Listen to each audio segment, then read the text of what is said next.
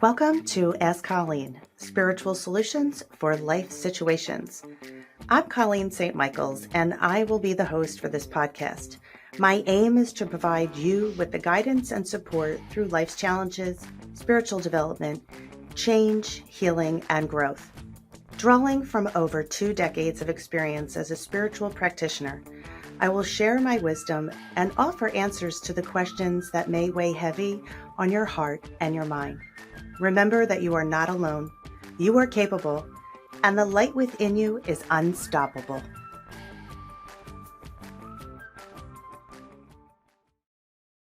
Hello and welcome back, soul friends. I'm Colleen St. And this is episode 5 of Ask Colleen, Spiritual Solutions for Life Situations. And I'm thrilled that you're joining me today because we are going to dive into my absolute favorite topic in the world to talk about, and that's angels. Everything angels. I'm in love with angels. Let me get my angel wings out so everyone can see. I just am obsessed with the partnership that I have with our angelic teams, and that we all have this beautiful partnership that most of us don't even understand. And to really go in and explain what is an angel, what is spirit, who are our guardian angels, and how do we start partnering with them and communicating and really journeying through life with them. And I mean, I love the angels because when I met the angels, or I guess when it is me meeting them because they've always known me, I was in such a spot, and the whole world of intuitive living opened up through an angel book. And if you've read my bio or if you met me before, you know the story, and I apologize for repeating it, but for those who don't, I remember walking through a bookstore and I was in a certain kind of way and I was feeling very discontented with my life, and I was happy at the limits at which I knew happy was, but I was not satisfied. I was a better employee of my life rather than a leader of my life. And I really was very grateful for everything I had, but I was lost and I was confused and I was stuck in the matrix of just doing what I thought I had to do and never allowing myself to ask myself, well, Colleen, what do you want? What is it that you would like? Who are you? What do you want to contribute to the collective cup in this world? And I just remember I was just flatlined. And I was walking through a bookstore, and out of the blue, a book falls onto the shelf or off the shelf onto the floor. And I was like, what? Because it was the metaphysical section. And at that time I was very Irish Catholic. So this metaphysical section was kind of off limits. And it was a book called Messages from Your Angels. And I remember looking at it and thinking, gosh, that's so bizarre. It like flew off the shelf. Like I was walking to the bathroom and a book flew off the shelf at a very large bookstore. And I felt like I couldn't take my eyes off of it. I kept looking at it and marinating over it. Like, should I pick it up? Like, now it's on the floor. Someone's going to step in it. I'm like, I love angels. Like, they're on my Christmas tree. And I know God has angels. So something in me created me to pick the book up, and little did I know that this book would change my life. The entire trajectory of my life changed when I knew that I had a divine partnership and that I wasn't just plopped into this world to figure it out, that I had on these pages felt confirmation and I felt validated that my sensitivities were a gift, that I was called an empath, that I wasn't just overly sensitive or too thin-skinned, that I wasn't wrong when I was receiving impressions without knowing why about different people and situations, but was constantly devalued on what I believed because it wasn't a group opinion. I felt validated that I am a spark of divinity and that I was created to do great things in this world. I always knew that in my heart, but I didn't know how to make that a plan of action. And in reading this book, I hid it. I was in the spiritual closet. I read this book like I had a dirty habit that no one could know about. I would sit in my car and I would read it. I would like drive to parks and read it. And like I was reading an angel book. It wasn't like I was reading anything like bad, but I wasn't certain that I wasn't crazy, that I wasn't doing something evil, that I wasn't doing something bad. So I started to develop my intuition in tandem with working with the angels because I knew that I needed healing in my life. I just didn't know what needed healing. But I knew from the feeling that I was feeling that I didn't know the words aligned 20 years ago, but I now know I wasn't aligned with my life. I wasn't vibrationally matched with the work I was doing, with the partnership I was in, with the behaviors that I was living. I wasn't aligned with any of it, but yet I kept showing up to it. And I wanted to heal my world. And I loved God. So the idea that these are God's angels. And that brings us to who are the angels? And the angels are messengers of God. And you can call them God, source, creator, the universe, whatever you feel aligned with within you. But they are pure light, pure sparks of divinity that every single one of us has access to. Angels have never walked the earth. So when our angels are around us, they are support systems. They don't want to be worshiped. They don't want to be a deity. They want to partner with us because we too are a soul created from the same spark of light that they embody. But we are doing an earth journey. So they know who we are on the purest form of our essence. They know who we are. They know what we came here to do, that we are anchors of light, to be a light bridge, to take the source in which we came from and be a conduit and anchor it in to the earth grid so that we can bring universal light into this world at such a high vibration. And to do that, we need to be connected. And often when we go through an awakening or we go through stages of our ascension, it can feel very lonely. It can feel lonely because the surrounding teams outside of us may not be in alignment anymore. It may be that people's beliefs look at you as like, oh, well, you're just crazy or you're a woo-wooer. You know, what's woo-woo is not connecting with your intuition. What woo-woo is believing that the systems that have been set up are for our highest good. Our systems that have been set up are to keep us suffocated. They're to keep us as sheep, keeping us separate from our independence. It is creating us to disconnect and disengage from our higher self and our inner being. So that's woo-woo if we think those systems were set up to be a benefit to us as a collective energy. But what happens when we're partnering with our angels, we're partnering with the purest form of source that are helping us step by step make it through any obstacles that we may face. And through intuition is that microphone that we hear the angels. So in developing our intuition, we're then accessing different levels of vibration or frequency that we can connect with. So in learning to develop my intuition, that then tuned in the tuner. And then I found the frequency to then tune into our angelic frequency. And the same thing goes for mediumship too, if that's something that you choose to do. But I always used to say I developed my intuition to then become a tree that has many branches of connectivity because I am the conduit in which the information is coming from. So let's get back to angels.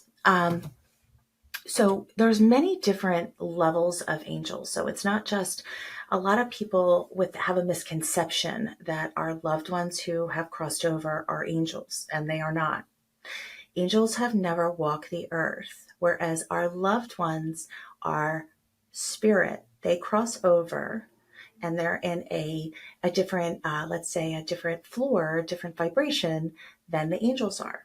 Angels are the closest thing to humanity in the spirit world or in the universal space, where they are also in many levels. So there's different levels of angels as well as there's different levels of spirit. So let's look at it this way. Angels are a high vibration. Our loved ones that crossed over are here, and both can lower and raise their vibration to have that communication with us. Because angels have never walked the earth, that's what creates a difference. So we have two sets of support around us on our earth school journey. One is our loved ones that crossed, next is our angels. Now, in moving into angels, we have different levels of angels. So we have archangels, which are, for this sake, we're going to call them the managers or the overseers. Now, they're at the closest level to humanity because they're guiding us through the obstacles of ascension and awakening and the earth school experiences and helping us to wake up and remember who we are. Now, most people have asked me over the years, well, if angels have always been there, then why haven't they stopped me as I was about to do this? Why did they let me make this decision if they knew it wasn't for my highest good? The reason is because we are beings of free will, free choice.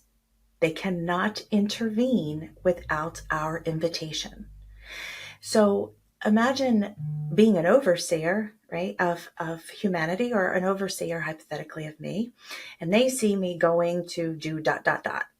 Well, then they intervene and stop me from doing it. But on my soul's lesson plan, I need to grow through this experience to evolve my soul's wisdom. So if they keep intervening, I'm never going to grow past that lesson. So it is not for them to do the lesson for us. They are a team of support that supports us as we're growing through it. So if I have a decision to make, like if I'm going to make a big change, of course, I would love to say like, hey, angels, like give me a old wing slap and push me right through the door and make everything grand when I get on the other side of it. Well, that's cheating me on a soul level of the experience. So I could be standing at that door that I need to cross through that threshold, and I'm so scared and I just don't know what to do. And I'm like, angels, please help me, please help me, please help me, please help me through it, right? They can't push the foot over the threshold. However, as soon as you start to even make an action step into that direction, they can embody you and help you move through it more efficiently, effectively. But we have the choice. It's such a powerful process to really let it sink in. We have so many choices. We just don't allow ourselves to believe it at that level, because then we feel we're responsible or we're going to be the blame, or what if we make the wrong one? Sometimes the wrong decision in that moment is a springboard to growth. We grow through polarity, right? If we hadn't done this, then we wouldn't have the wisdom now. If we didn't do this, this would be a question mark in our head. So we've got to stop punishing the past potential that we had to grow, because we only gain the wisdom by growing and going through it. So if you find yourself constantly being like, oh, I shouldn't have done that, I shouldn't have done that. Do you know why you know so strongly you shouldn't have done it? Because you did it. So it's super easy to judge yesterday when you're living today. But take it and be like, you know what? I effed up. Now what's the opposite of effing up? Like if I didn't do this and now I learned that this door doesn't work, what's the next option? So be gentle with yourself and realize you've got wisdom, but just don't use it as a weapon. Use it as like, wow, thank you for this polarity. because we grow in contrast. If everything was just hunky-dory all the time, we would not be as willing to be a student of experiences. But to grow through the obstacles or the density, we have to take it and really appreciate the times of light. And it's not waiting for the shoe to drop. It's not bringing the shoe over your head and dropping it as a self-proclaimed prophecy because of the past. And the angels want to help us to get out of our own way so that we can get onto our way. And in like the last episode, we talked about what's my purpose. Well, the angels know what our purpose is, and they want to help us to make those action steps by trusting ourselves, by believing in ourselves, and knowing that we have the capability not only to shift our lives, but by shifting the light within ourselves and raising ourselves in that higher vibrational space, that just that energy alone has a domino effect on the people around us. So when we heal ourselves, we're then bringing that high vibrational healing, and it touches people on such a beautiful level. It's inspiring. It is something that is nothing more than an angel's kiss. Like, I never questioned the angel's ability to be powerful, to be intuitive, to be trusted, but yet I did myself. Why? We're created from the same light, because I wasn't conditioned to believe in myself. And the angels were never conditioned not to believe in themselves. So we are looking to lean in and trust the source within us that is reflected out through our communication with angels. And they're just so beautiful because they don't want to be worshiped. They want to be partnered with. And I always say I'm a soldier on the ground, and they're my ears and eyes in the sky. And when angels are around us, it's given through our intuition, our impressions. They use our clairs, they use visuals. They want us to know that they're around us. So we have first, again, the archangels are like the guard or the managers of the afterlife, or the overseers of it all. Then we have our guardian angels, which are our soul's personal angels. And I've always been shown that we have a male and a female. And these are not people that we have known. Of all of the angels, the guardian angels have the hardest job in the divine. They have the hardest job because they have incarnated with us over and over and over again. They love us so purely, but yet most of us don't know that they're around us. They are our soul's guardian. They are just magnificent. And when we are connected with our guardian angels, they never leave us. Other angels can work with other individuals. So if I call on Archangel Michael, you can call on Archangel Michael too. And because they are not conditioned in a physical embodiment, they can be with me and you and you and you and you, and helping us all independently. It's so beautiful because there is no request that is ever too big or too small, or ever a nuisance to an angel. They want us to communicate and connect with them, and they are willing and wanting to help us any which way they can. And they will get that impression across to you to sense and feel their presence. Now, our guardian angels, they never leave us. They love us unconditionally. They are our soul's guardians. And when they come into our realm of knowing, it is such a loving relationship. And when we look at, again, I'm going to go back into my time as all the years I did in mediumship, and people would often say, it wasn't this person's time to go. That they shouldn't have crossed over. It wasn't their time. No matter the situation, it is always the soul's time to go when it goes. Because if it wasn't, the guardian angel would intervene. It's a little different when it comes to addiction or suicide, because that is a kind of free will decision, because the soul doesn't make that decision. It is the free will of the vessel that is there. And that can be a different topic for a different podcast. But when it comes to someone's time to cross over, the soul has made an agreement before it's come into this incarnation.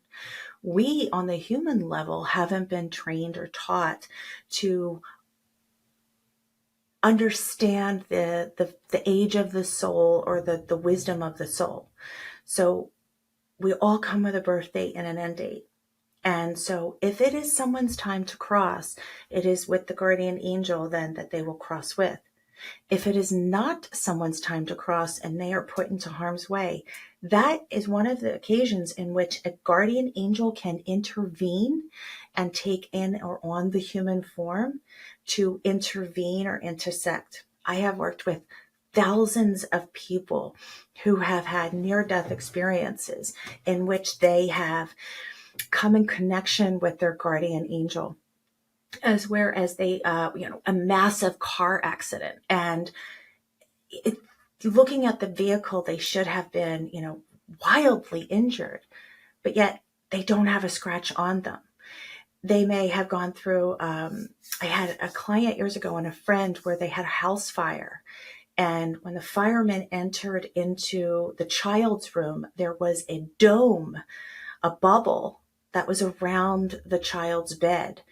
And the firemen were just blown away by the experience, because they all saw it, that there was no reason that the fire started close to this child's room, but yet there was no fire even touching the bed, but the rest of the room was in an inferno. So our guardian angels often will remove obstacles that we're so not aware of, but often we're so used to thinking that things don't work out for us that we forget that sometimes when we experience things, that our guardian angels have gone ahead and removed the things that they had free will to do so. So what we're experiencing is the best of that situation for our soul to grow through. And we also have another team of angels, I call them the angels. And these are kind of like our worker angels. And none of these are ranked in a way of like, oh, this is a good angel. That's not. They're all magnificent, but they all have different jobs to help support us. And if we truly knew, if we all had that spirit vision, we would never question, are we going to be okay? Because I always say, I feel like that old Verizon commercial when it was like, the guy was like, oh, I got my network. And it was like a complete V of people. And it was like 100 people behind him. That's what I feel like when I step into anything. Like, I'm a we person, meaning if I am in a store and I say, oh, can you excuse us? And people look at me like, you're just you. What's the us? Well, I travel with a team. So they're such a part of my existence that we're a we, we're a them, we're an us, we're a group. We travel as a party of plenty rather than just a party of one. So if you're new to angels, some ways that you can start working with them are by recognizing angel numbers. So there's specific angel numbers that we can look out for that are usually our beginning signs. And then we have confirmation signs. Next episode, we're actually going to go into who are our archangels and how to start working with them and what angels do what. Now, I have, again, as a medium, I actually opened my business originally as a angel intuitive, because I was like, I need to give people the angels messages, because like, why didn't I know about this? Like, why didn't I know that angels just weren't on a Christmas tree? Like, why didn't I know that the only thing that is ever documented in all religious texts are angels? Angels are non-denominational. They are not associated with a belief or a religion. They're associated with our soul. And as a soul being here, they are all connected with all of us. And it's up to us to create the invitation where they can then start building the communication with us to let us know that we are not alone and that we are supported on so many magnificent levels within the universal system, that we can achieve and do anything with love. So next episode, we're going to go over like, okay, who's Archangel Michael? Who's Archangel Uriel? Who's Archangel Raphael? And how do we work with them? What do they feel like?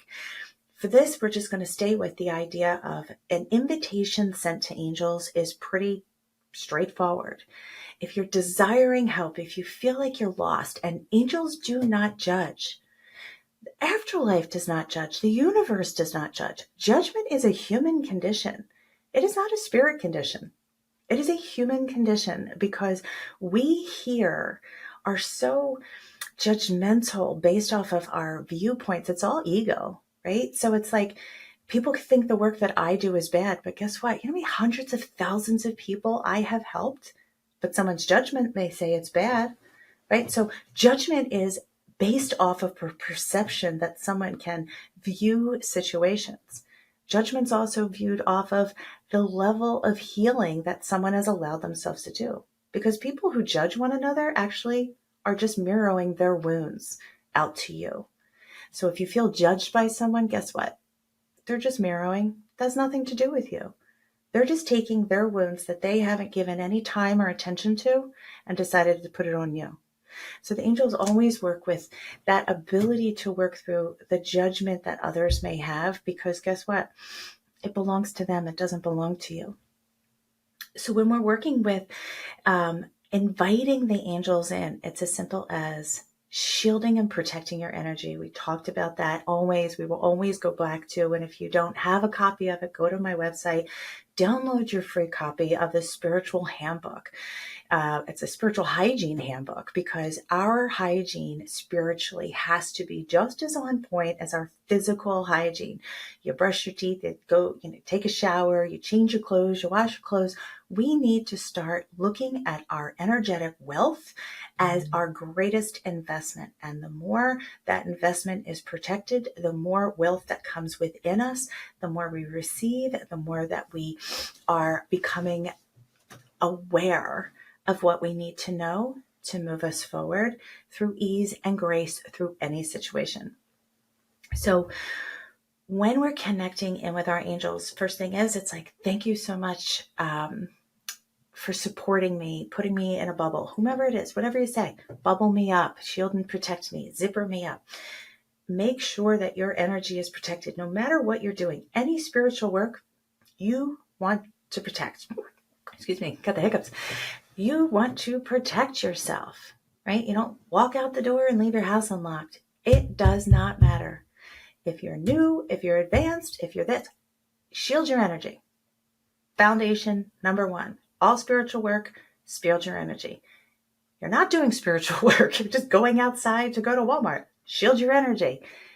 First step of living, shield your energy. It's not out of fear. It's out of respect for yourself. Keeping yourself free of contamination and pollution energetically. Now, what we're going to do to invite the angels in is like, thank you, angels, for supporting me. How do I know you're around me? So what's cool about the angels is that they're very excited to receive it. Like they're super excited that we're like, oh my gosh, they're aware of us. Like we want to be in their lives. We've been in their lives this whole time. They just haven't known that we're there. Why are they excited? Because they know that once we make that connection, how shift changes quick, right? Because shifts get real and it shifts quickly when we incorporate them in our worlds because we're not blindly navigating the path ahead. So, and just asking, don't get hung up on knowing who's speaking, how they're speaking this. When you shield your energy, you are then walking into an elevator and hitting a button. I want to talk to the angels. So we're moving into that film, that floor, that dimension in which we can communicate and connect with. If you still feel staticky with your connection intuitively via impression, then ask for signs that help you to validate their feeling around you. So seeing feathers on the ground, seeing, random white feathers or feathers in random spaces, feeling a coolness move throughout your body, like a warmth, an inner knowing. Often seeing angel numbers. Angel numbers are really significant because they really are great indicators of you are being supported. So like a couple big numbers are 11, 111, 222, 333, 444, 555, and so on. But when we're really looking for confirmation in confusing times, angel numbers will often always be a go-to. You could be driving down the street and in front of you, but like 44 is a license plate. That means the angels are with you. They're supporting you. They're loving you. 333 is your intentions, your dreams are being built. They're being met. That you're in synchronicity with your purpose and your path. 555 means hang tight. The miracle is being made. It's for you to be patient. Be aware of what in you is needing assistance. What is a future obstacle that you're releasing so that when this made miracle presents itself to you, that you willingly stepped into it, willingly, wantingly, and capable of achieving it without any hesitation. 111, pay attention to your thoughts.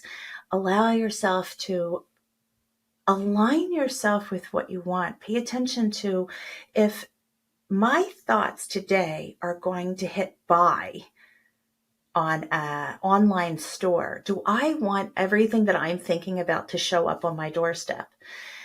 That's a frightening thought, right? Think about if you actually, all those chaotic thoughts, all those scenarios of fear and uncertainty, you're hitting buy. That's what you're putting out to bring into your life. If that's not what you want, then you can cancel, clear, delete that and say, thank you for ... Replace it by the awareness of it. 1 is the highest vibrational number between us and the universe. So it is a connection of letting us know that you are deeply in tune and you're deeply connected. 222 or 22 is a transformation number. Things are happening. Things are in the works. So just be patient because we're moving out to move in. The one thing with working with angels too that we have to be very aware of is that angels do not work on our time. That's why they call it divine timing. It's not Colleen timing. I know it was shocking to me to realize that they did not work on my time. My time was impatient, fear-based, and uncertain. So divine time is how they work because in the universe, there is no set time system. We are the ones who have linear time in this physical realm. So often when I was working with angels and I'd be like, is it happening soon? Like, I didn't realize, or if I asked angels, like, is everything going to be okay? Like, am I going to be okay? And they would say like, everything's going to be fine. Well, after the first time I heard everything's going to be fine, I did question my relationship because shit hit the fan. And I was like, guys, if this is your idea of fine, like, I'm not good with that. Like, that's not my fine. My fine looked nothing like this.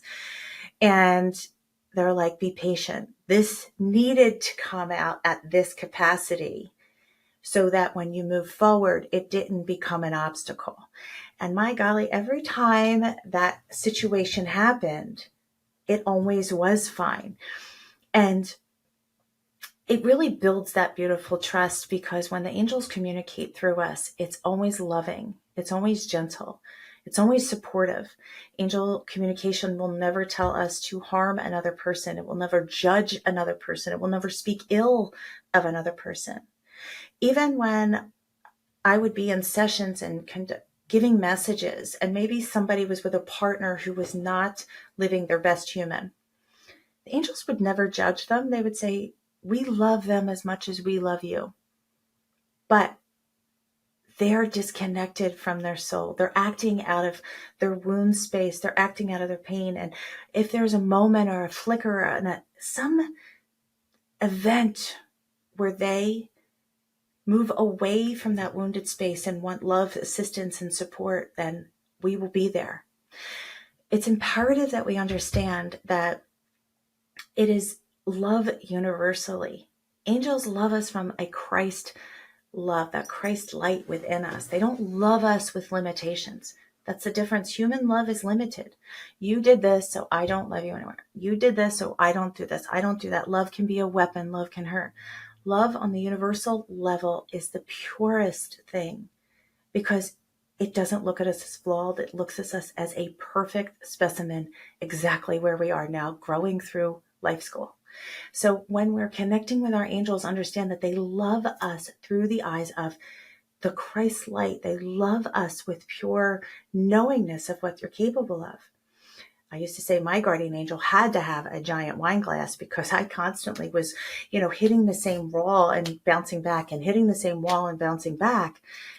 But the belief in us is so much greater that they have patience. Again, they don't have time. We do. So when we're working with the angels and asking for assistance, they're always going to bring it into our existence, one, when it's the right time, because they understand the interminglings of our emotional clutter. They understand the interminglings of what it is that is best for us, right? They're not, again, telling us what to do. They're helping guide us to the path of least resistance.